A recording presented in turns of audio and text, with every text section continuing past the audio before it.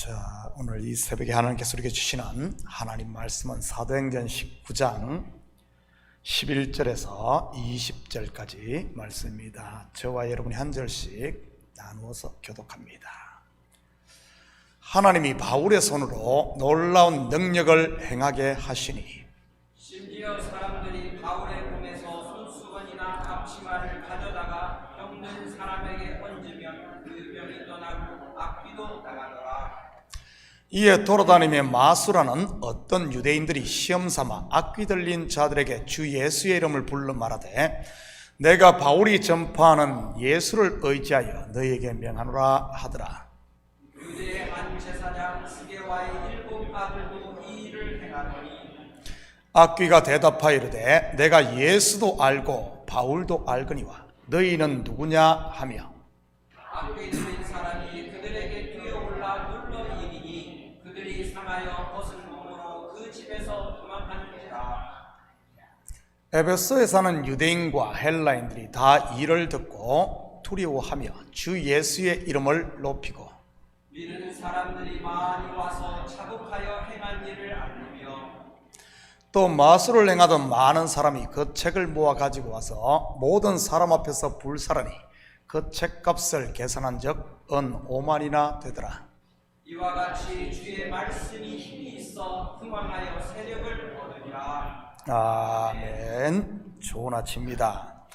우리는 계속해서 바울의 3차 여행 중 전도 여행 중 에베소 사역에 대해 공부하고 있습니다. 에베소 사역의 핵심이 무엇이었습니까?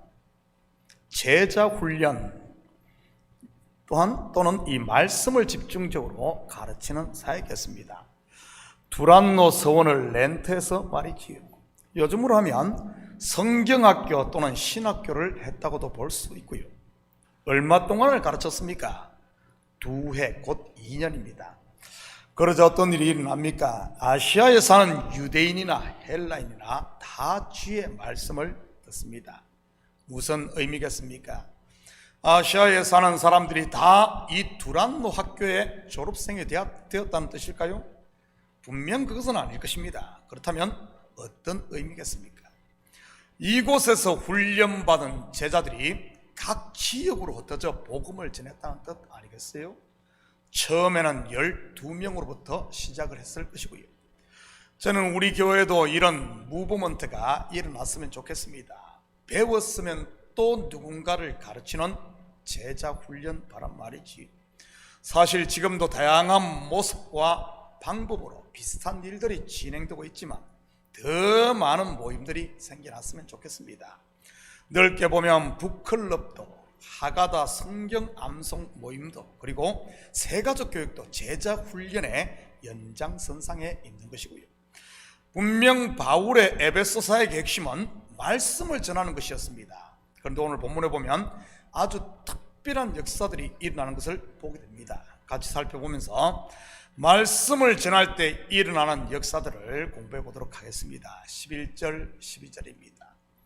하나님이 바울의 손으로 놀라운 능력을 행하게 하시니 심지어 사람들이 바울의 몸에서 손수건이나 앞치마를 가져다가 병든 사람에게 얹으면 그 병이 떠나고 악귀도 나가더라. 복음 즉 말씀이 선포되는 곳에는 이런 일들이 일어날 것에 예수님께서 이미 말씀을 하셨습니다. 확인합니다. 마가복음 16장 15절에서 18절입니다. 또 이르시되 너희는 온 천하에 다니며 만민에게 복음을 전파하라. 믿고 세례를 받는 사람은 구원을 얻을 것이요 믿지 않는 사람은 정죄를 받으리라. 믿는 자들에게는 이런 표적이 따르니 곧 그들이 내 이름으로 귀신을 쫓아내며 새 방언을 말하며 뱀을 집어 올리며 무슨 독을 마실지라도 해를 받지 아니하며 병든 사람에게 손을 얹은 적 나으리라 하시더라. 바울에게 일어난 이런 일들은 말씀의 성취였던 것이지요. 뿐만 아니라 바울이 전한 말씀이 생명 양식 곧 하나님의 말씀임을 확증해 주는 것이기도 하고요.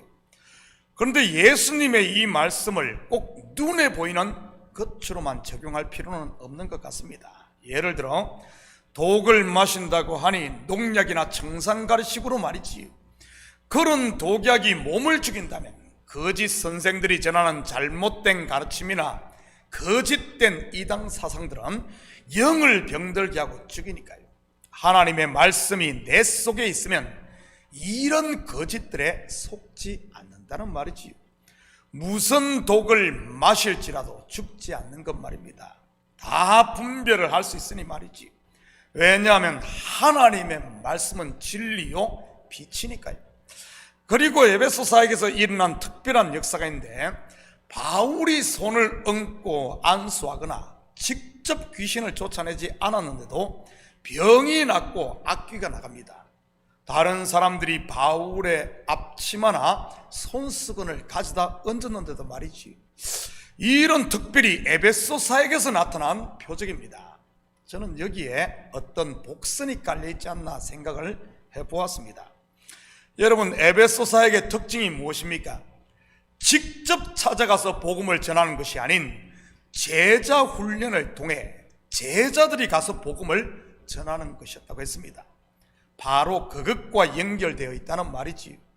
지금까지 바울이 말씀을 전하고 바울의 손이 얹어질 때 병이 낫고 바울이 입으로 명령할 때 귀신이 떠나던 것이 이제는 바울의 앞치마, 손수건, 즉 바울로부터 제자 훈련을 받은 사람들에게도 같은 능력과 역사가 나타나는 것 말이지. 예수님의 제자들도 마찬가지 아니었습니까?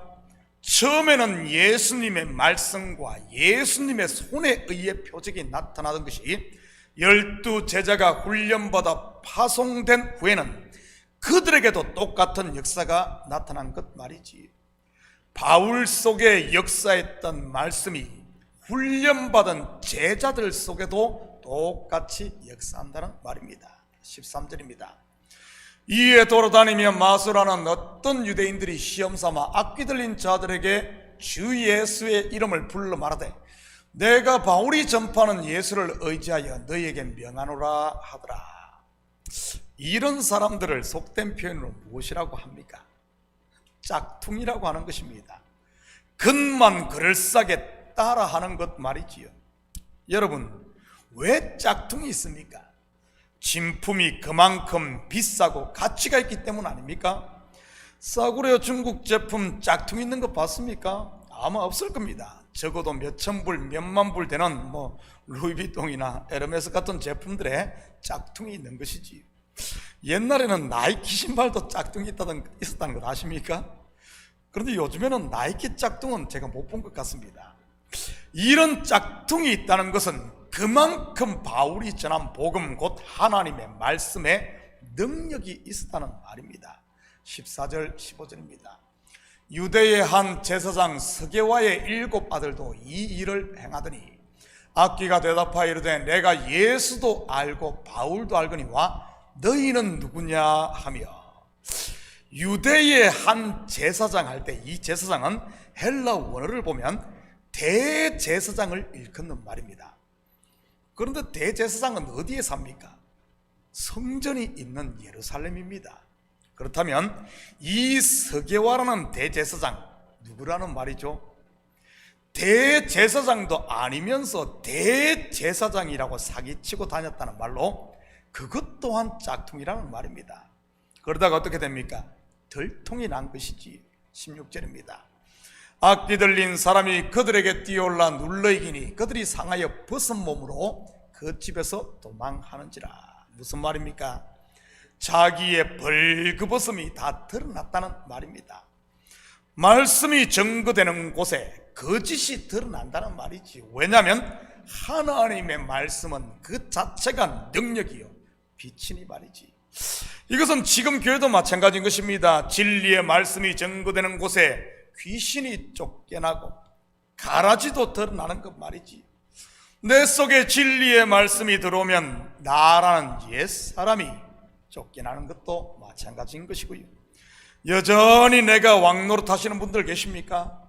말씀에 귀 기울이시기를 축복합니다.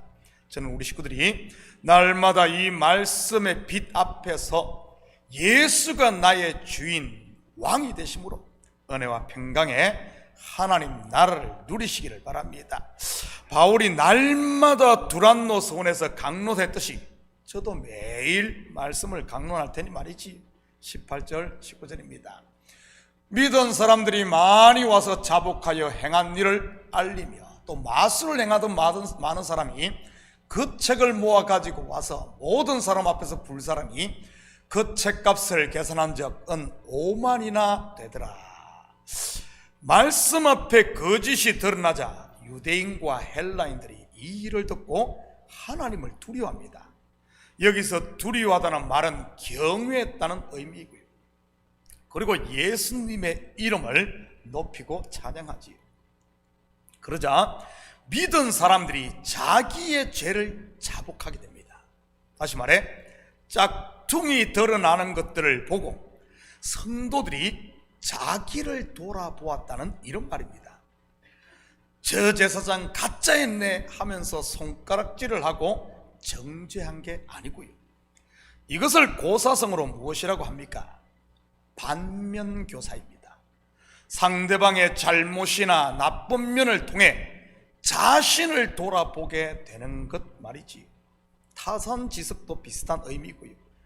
다른 산의 나쁜 돌이라도 자신의 옥도를 가는 데 쓸 수 있다는 뜻으로 다른 사람의 하찮은 말이나 행동도 자신의 지식과 인격을 수양하는 데 도움이 될 수 있다는 말이니까요.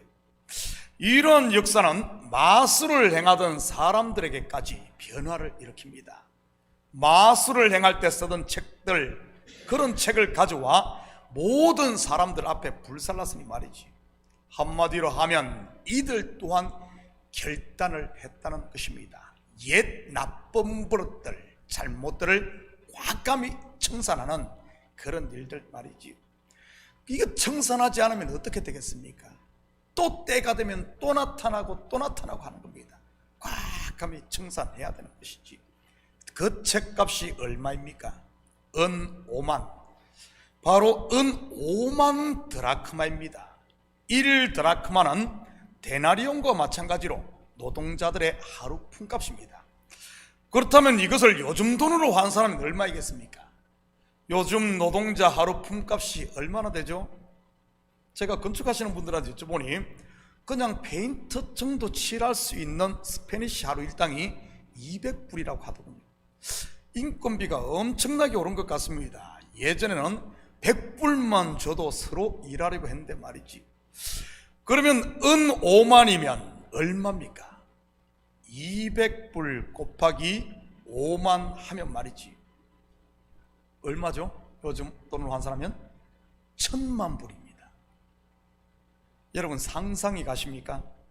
물론 당시에는 인쇄술이 발달하지 않아 지금처럼 책이 20불, 30불 하지는 않았을 거예요. 아마 100불, 200불 했겠죠. 다 손으로 썼으니 말입니다. 그렇다 치더라도 1000만 불이라면 어마어마한 금액입니다. 어떻게 이런 일이 가능했겠습니까? 이것이 바로 말씀의 능력인 것이요, 복음의 능력인 것입니다. 진짜 복음을 알고 말씀으로 훈련되어 말씀을 알면 모든 것을 팔아 이 복음을 사는 것 말이죠. 하나님의 나라를 사는 이런 결단이 있는 겁니다. 이 째째하게 체면 때문에 아니면 내 명예 때문에 아니면 돈 몇 푼 때문에 예수 파는 일은 없다는 말입니다. 정말 복음을 알면 모든 것을 올인할 수 있는, 심지어 그러기 때문에 사도들이 자기의 생명까지도 내놓았던 것 아니겠습니까? 그러니 바울이 직접 가서 교회를 세우지 않아도, 교회를 세우지 않았음에도 요한계시록에 나오는 소아시아 7교회가 세워졌던 것이고요. 2년 동안 제자 훈련을 한 결과 말이지. 여러분은 말씀 훈련을 받는 제자입니까? 아니면 교회만 왔다 갔다 하며 성전 뜰만 밟는 군중입니까? 군중과 제자의 차이가 무엇인 줄 아십니까? 군중은 소리만 요란하고 시끄럽고 그런데 열매가 없고, 제자는 조용하지만 능력이 나타나고 열매가 있는 겁니다. 바로 성령의 열매 말이지. 그 열매로 증명을 하는 것입니다. 사랑하는 성도 여러분, 오늘도 말씀 앞에 나를 처복종시키는 이 제자도를 실천함으로 사랑과 희락과 화평과 온유와 절제의 열매를 맺는 이런 복된 하루 되시기를 예수님의 이름으로 축복합니다. 같이 기도합니다. 사랑의 아버지 하나님, 참으로 감사를 드립니다. 나는 제자입니까? 이 물음 앞에 우리가 서게 하시고, 아버지 하나님, 제자가 되지 못하고 군중이라면 이제는 말씀의 아버지 하나님 귀를 기울이고 그 말씀의 앞에 나를 처복종시킴으로 이제는 능력 있는 삶, 열매 있는 삶을 통해 아버지 하나님, 우리 한 명 한 명이 그리스도의 제자로, 그리스도의 정의로, 아버지 하나님, 하나님의 자녀로 세상에 드러나게 하시고 하나님의 자녀답게 당당하게 빛 가운데 사는 저희들 되게 도와주시옵소서. 감사드리며 예수님의 이름으로 기도드립니다. 아멘.